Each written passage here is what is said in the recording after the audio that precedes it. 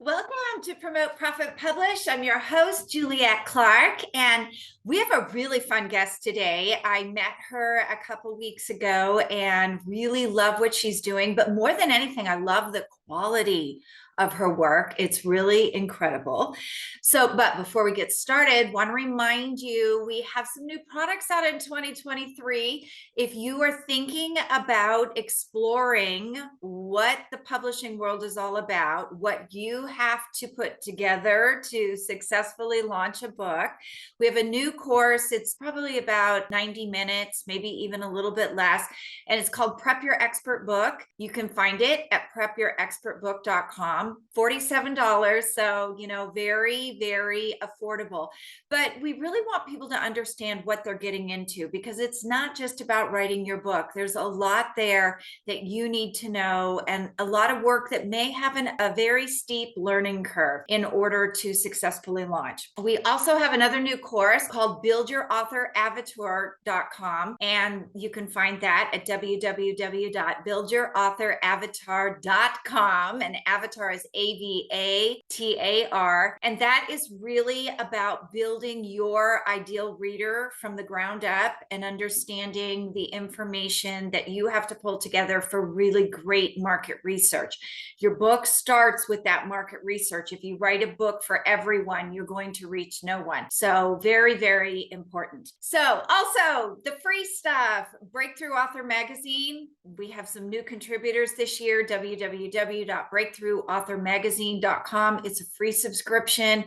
You'll get the magazine dropped into your inbox the first of every month. And like I said, we've really added some exciting new contributors this year.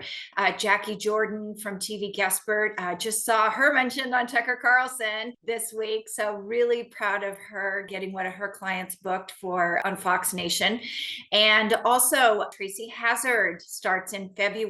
She is the CEO and owns the company, the Productize company, which is the largest post-production podcast company in the world. So great place to learn from her about guesting and all sorts of things that are podcast related. And Nina Furreep and Robin Stilt, they are video experts. And, video is 85% of what's on the internet these days. It's what people consume on a regular basis. So really, really important that you understand how to use it, but also get comfortable using it. And that's what Robin and Nina are super great at. Nina was a big producer in New York, as was Jackie too. I should ask them if they know each other sometime. So today's guest is Parchelle Tashi, and she is an award-winning creative entrepreneur, popular podcast host, and creator of The Author's Leverage.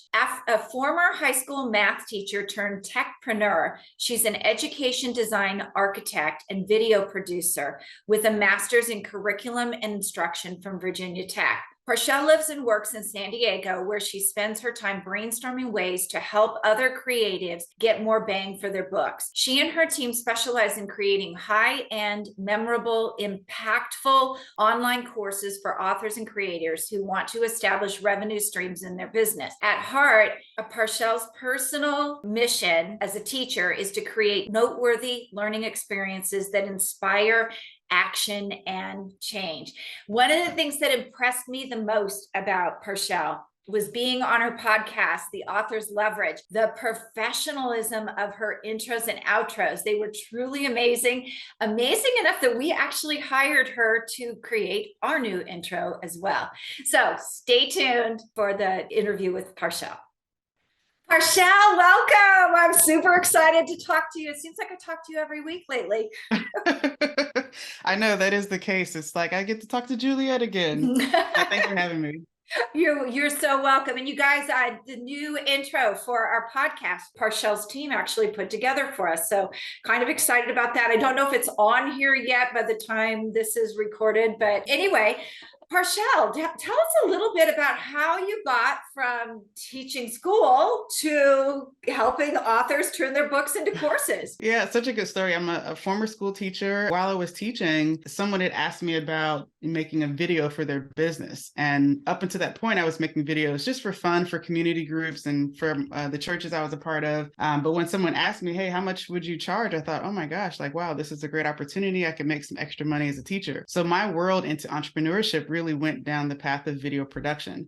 So I was trained as a video producer as well through this process, literally starting with just doing camera work for small businesses locally in Virginia to running a multi-site production company where I was the main producer and the runner of this company. To fast forward, I did that for about 10 years in video production and essentially got to a point during the pandemic, I think most of us did, where it was like, what is next? Like, what else is there for me to explore when it comes to my passions and the things that I'm really into? And so, and just having more of a fulfilling life as a business owner and as a human. So I essentially had the opportunity. There was an author who here locally in San Diego wanted to turn her book into a course. And I thought, yeah, let's take it on. I mean, I think her main concern was getting the production done and getting it done at a certain quality, which is why we were reached out to for that. So, but in that process of producing the content with her, with my team on site, and also helping support the strategy of this course, it was like, wow, I think that there's a lot here that we can really support other authors in. Because I'm an avid reader. I love to read. I love to learn. Being a teacher myself,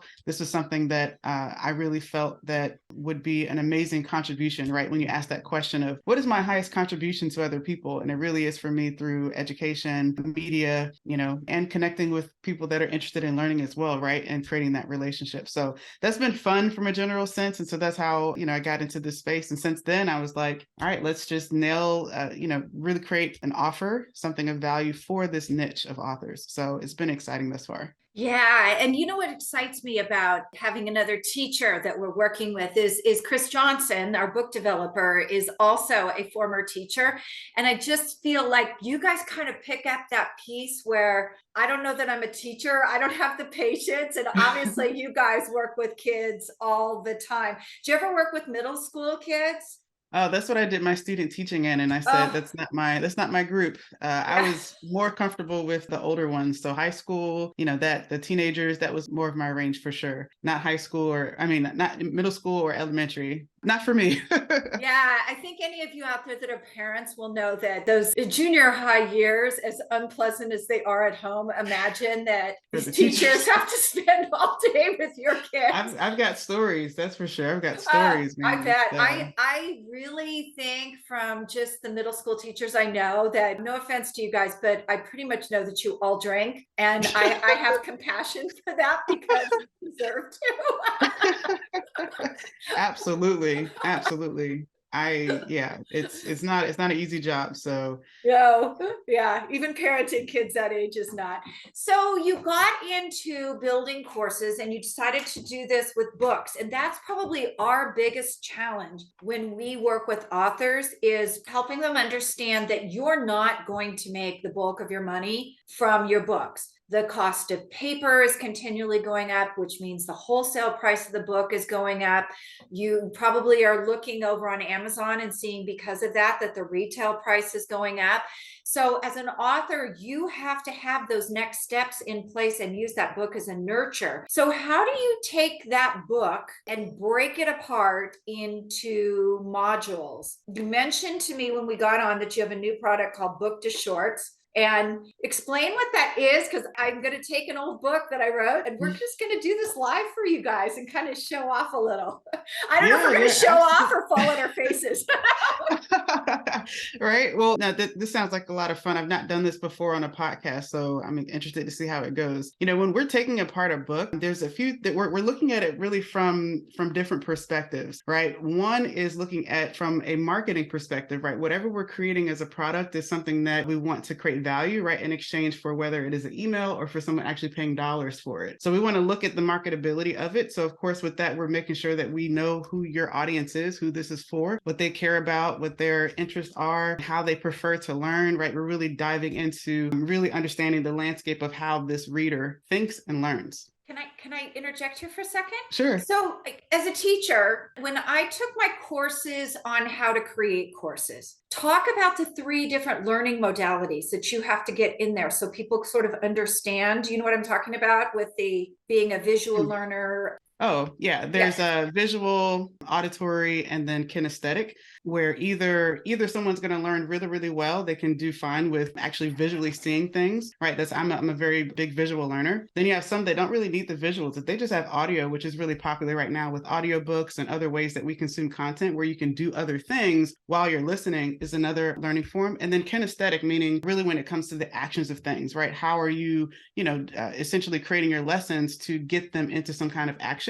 Because sometimes to actually engage other senses are really, really important. So they go from just using their eyes and ears to now their eyes, ears, and maybe something you sent in the mail, right? That as a companion to how they're learning or going about that. Or maybe there's an actual prop that they need to use to complete that exercise, what have you. So there's different levels that really engage them. And it's really just about senses, right? The senses and how they're engaged in different ways and what the preference is for that learner. And kinesthetic is kind of that learn by doing person. I think that's more what I am. You can throw jargon at me, but at the end of the day, if I don't have my hands in it and doing it, it's not getting done. I remember trying to learn how to use an Excel spreadsheet, and I was like, math.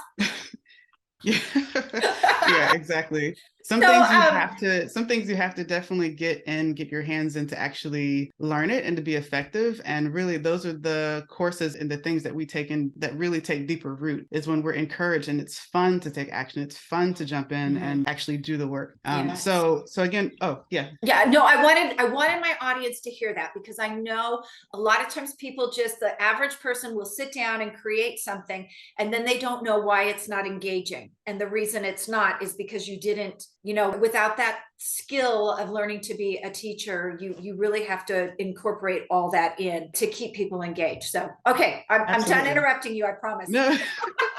No, it's cool. So the other aspect that we look at when developing, courses or anything that we're doing with the author and breaking the book apart is really identifying what is the business ecosystem for the author themselves, right? So what do you currently have running right now to support your business? What are your offers? How does the course or this product or this book fit in line with this ecosystem that you currently have? So that's another aspect that we look at. So that way the course or whatever product is being developed from your book is something that is supporting what you currently have going with your marketing, your sales. Perhaps your book is helping you to get on stages or to get in with, one-to-one coaching opportunities. And that's great. And for a lot of authors that I talk to, they're wanting to clear their schedule a little bit because they're stuck with so many one-to-ones. So now with a course, right, you have something in the middle, and you can even, essentially increase the pricing of your one-to-one, right? Because now you have the solution in place. So we look at the business ecosystem as well when we're looking at the book, which I know it's kind of looking outside the book, but that's a part of the process as well. And then lastly, more into what you're saying about how we actually take apart the book. Of course, the table of contents is really important, but we don't want to always use that as the basis for what becomes the course. Sometimes that's a good fit, sometimes it is not, because you really want to answer a few questions in that process. One of them being, after my reader has read this book, what is their next challenge, that a course can address or some other product? Maybe after, reviewing the book, we see that there's a really, really popular or a more meaty chapter that someone needs to get more in action with, right? So having a course to address that need is an option that we look at. And then we also look at, just in general, how do we get them into action, reading your book, to create more of a faster process and journey for them to get the results that they're looking for more quickly. Because they picked up the book for a reason. There's something that they want from it. But let's be honest, a lot of these tactics and things that we get, they're nothing unless we get into action with. So that's where a course also really comes in to support that need of all of us, right? How many courses have you bought you didn't finish? Or how many books do you have that you've not completed, or said that the fullness of it in your life, right? And in whatever arena you're trying to apply it. So, those are the aspects that we look at across the board when it comes to really taking apart a book. It's not just about the book itself, but it's also about the reader, and it's also about the author. Absolutely, absolutely. Okay, so I mentioned to Parchelle before we got on, we have a literary agent that asked us to create a higher end course. So we're in the process of it, and I have a module on service versus selling. It's actually part of the first module where we get everything in order. And I was throwing things away, and my book popped out that I read, The Art of Serving, Not Selling. So if you were going to take this book and break it down, where we would start with the contents, a table of contents. Yeah, actually, I'm because we're on the fly with this. Yeah. The first thing I would start off with is what is the overall promise of the book? What is that the reader is going to get as an end result from reading the book? Be able to listen and validate their ideas, and then building that they build the avatar, the emotional connection, and then it talks a little bit about ethical enrollment. And let's see, what else is it? Building emotional connection. When they're all said and done, their avatar should be built. Mm-hmm. The reason I named it, I titled it Pitch Slapped, is I was tired of going into rooms where they have you do a 90-second pitch or something. But even bigger, going to networking meetings, and all of a sudden, Parchelle walks up and starts telling me about, trying to pitch me courses, and I have no relationship to that. So it's all about really building trust before you sell. Okay. Being of service before you sell. By the way, y'all haven't bought this. It's like 2 years old. I released it during COVID. I love it. And so that sounds great. Essentially, after reading the book, someone's going to know who their avatar is, and they're going to know how to effectively build that trust before they just jump into selling something. Yeah, they're gonna know. Let's see. I would say that it's more about finding your ideal market. So I tell them how. We don't actually build it in the book, but I start telling them how. The buzzwords to listen when they get on the phone to start talking to people, start writing down those words that people say to them over and over, are the pain points, and then starting to validate via content, via quizzes, via lead magnets, start providing value. So it's really about starting to provide that value, listening. Is this the value they're looking for? Validating, and then moving on into different things. Probably much the same that you would do before you created a course, actually. Actually, yes, for sure. So tell me also, because that makes a lot of sense. So in what way is this going to help your reader, right? What are they going to, because I hear what you're saying, they're going to know their avatar, they're going to build this trust before they sell, it's going to support them in networking, but overall it's going to help them, of course, grow their business, but to do it it sounds like a more natural way. I would say more natural and more intentional, because one of the reasons I wrote it was so many coaches, authors, speakers I spoke to, they wanted to capture everybody, and you really need to niche down and find your people. And you're casting a net, maybe not a wider net, but a more narrow net to the right people. Okay. And then how would you describe the reader, your ideal reader? My ideal reader is probably either somebody who's brand new to online marketing and author platform building. I mainly did this for author platform building. And also maybe that person who has been in business and it's sort of been a hobby until now, or they've been casting a net and failing, because so many coaches fail because they don't get this marketing piece right. So probably those would be my primary, secondary, and tertiary audiences. Okay, perfect. That is beautiful. So just to kind of give context to our readers, our listeners, this is part of the process, right? Asking questions. And then from that, I'll tell you how it can be best constructed as a product, as a course, and what we can do with it. A couple other questions, because I'm trying to speed through this just to get to the essentials. Can you tell me a little bit more about the book itself? How long it is? How many chapters? Let's take a look at that. So chapters, this is actually 10 chapters. I usually don't write a book over 10 chapters because people can't handle more than that. And I kept it very concise. It's 76 pages. Okay. Awesome. And then for you as the author, how does this support your business, or what are your envisions for how this book can best be utilized to support you as the author? This is, as the author, these are the basics. When you show up for publishing, I'm going to ask you a lot of these questions. So I want you to have the answers, but even bigger, it supports authors in a way that their book isn't haphazard. So do your research. That's probably the biggest thing I've seen coming from advertising is the small coaching industry, the authors, all of that. They don't do an adequate amount of market research. And that's why I think they fail. Or they take we all know, Parchelle, that marketing is a guess. So take that guess and go validate before you start building. Exactly. Now, what about for you and your business and having, because you put a lot into that book and you have it's printed, it's in your hand, you just picked it up, you found it. So tell me, for you, how does this book support you when you look at your overall business? So funny thing about this, I actually did this from a course I taught. Oh, okay. So I did it backwards. And then this was something I taught back in 2017, 18, and 19. And I dropped my courses in 2020 because, quite frankly, we were running them as 6-month courses and I was sick of hearing myself talk. Which I bet teachers do that all the time. So we stopped courses in 2020, but now I'm starting them again in 2022 or 2023.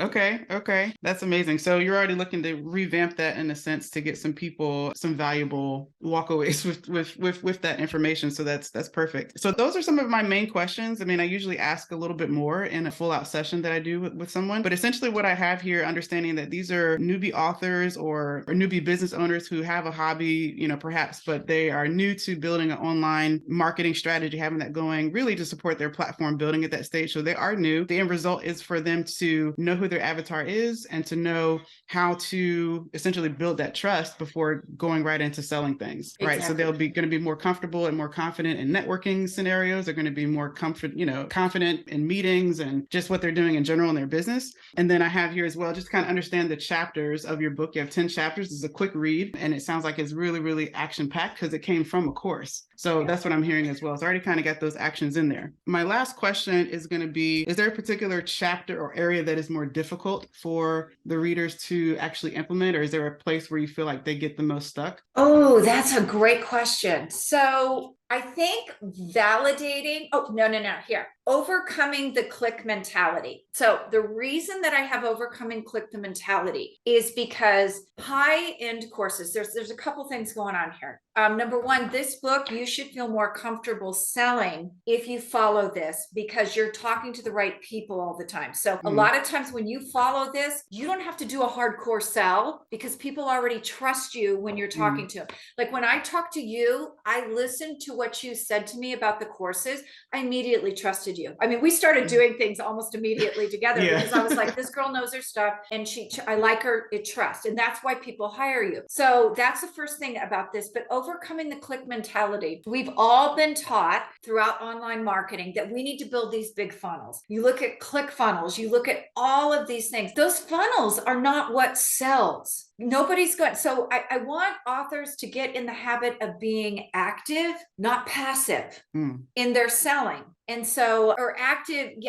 in the relationship building. I probably phrased that wrong. So getting the right amount of funnel clicks and moving them into relationship building is the only way you're going to get from that smaller into that larger. And I think a lot of people, there are a lot of, this from being in this business this long, a lot of influencers out there. Oh, it's easy. Oh, just give me $3,500. And people are kind of like, well, $3,500 is a lot of money. Like, why should I? So you have to build that confidence in advance. And that's what I'm hoping that book brings across to people is this is not an overnight thing. You're not going to be six figures in 6 months. Be realistic. This is a business, sustainable, learn the skills. 100%. That's powerful. I love that you have that in there because there is a shift there and I can see why that would be difficult to go from really this clicks mentality being focused on that to now being focused more on the relationships because there definitely has to be a good balance between the two. Right? We still need the clicks, but we also need to have good relationships also. Yeah. And going back and tooling and retooling until you get that balance right, because it doesn't, I don't know. I know you build funnels like we do too. It rarely happens that we build a funnel and you're in an overnight success. Usually we have to go back and look at what is the disconnect? Where are people dropping off? Do we need to retool some things too? Man, this is really powerful. I need to get this book. I don't know how good it is. Well, then after they've finished the book and they've gone through this process, what is next for them in working with you, right? So if we consider that this is a stop along the journey of the Juliet Clark world, what is it that is offered for them next, or is a good next step for them, just in your entire offer suite? Because I know you offer different things. Like, what is the ideal next step for them? I think it would be moving into our courses. So one of the things here is you can read a book like this and it seems like, oh, I can do this. But then, we were talking about before we jumped on here, author platform building has a steep learning curve. So the next steps would be, what is it in this book that I need help with? And maybe I need to contact and either get some one-on-one coaching to help us build, or take some of those courses. And we actually have a suite of courses that we've from 47 all the way up to 2,500, 47 one time, 97 one time. And then we have a course that's, 1 month, 1497, and another that is 2,500 a month for 6 months. And we do an entire build. So it's moving into those suites of products that you need, which is hopefully what everybody comes to you and says about a book. Exactly. Well, this is perfect. So I'll go ahead and sum up the way that I would actually do what we would do with your book. Typically, authors are at a stage with their book where, based on sales, based on just what they're seeing in the market, what they're seeing they wish they could have done, but maybe they're limited in some areas, they're looking to focus on one of three areas: either to publicize your book, meaning to make it known in the public a little bit more; to monetize it. We talked a little bit about funnels a few minutes ago, but a way to easily create upsells and opportunities and an ecosystem to follow up with those people, right? So that's a monetize function. And then the third is to productize, meaning that they've got their book and now it's time to actually create an additional product that becomes the next step. You've already done that. You've got a full suite on the productize end, so you're good there. I think monetize as well. I think you're pretty strong with just what I've seen with your systems and what you have. I would focus really any attention in terms of what's next with your book to be something along the lines of our book to shorts offer, right? Where essentially, right, here's where this comes up. The way the book to shorts works is, everyone's familiar with shorts, or these shorty videos that you'll see that are portrait on Instagram or on YouTube or on LinkedIn, where have you. We have a service where we would really break down the topics that either are difficult. So in your case, talking about the clicks to relationships and changing that mindset. When we're talking about changing mindsets, it's a really good disruptive opportunity to bring that conversation to social media, right? To bring more attention to the book. So that's where it sounds like would be a really, really great way to focus. And then also breaking down maybe some other chapters therein that we can highlight. And again, really tailor these shorts to some areas that we can create disruption, right? To have someone say, oh, I've never heard that said that way before, right? To bring people in, to bring them into your world. So really, I feel like your objective would be, it sounds like, to really bring up more traffic, to bring more attention, more new readers to this book, so that way they can go along with the path that you've already created for them. Because we've already said that on the outside of the book, there's a whole full suite of courses and other things that you offer to support them. Right. So it sounds like if there was more intention there, it would essentially drive more traffic to those areas. So the way that works when we do book to shorts is really simple. You send us your book so we can review it. We're going to do some research and planning on the back end to make sure that what we are creating in these shorty videos are things that people are searching for. So SEO is incorporated into that. We're also, again, looking for that angle of, how do we get engagement, right? That's the goal. Not so much that we're trying to just have a video out there to have it out there, but to really have something that's going to drive engagement. So that's where I mentioned, like, how can we disrupt some people's minds and really put some tidbits out there that are going to help change people's mindsets, right? And then we actually get on either remotely or in person to record. Really, it feels like an interview at the end of the day, but we're going to record with you topics that are going to guide to those points we talked about. So, and as a result of that, from about a 90-minute session, really in total, you're going to get 24 shorts out of that. Wow. And it's going to be enough to fill anywhere between 3 to 6 months worth, social media content for you. And of course, it can be repurposed in other respects as well. So that's how we would approach that.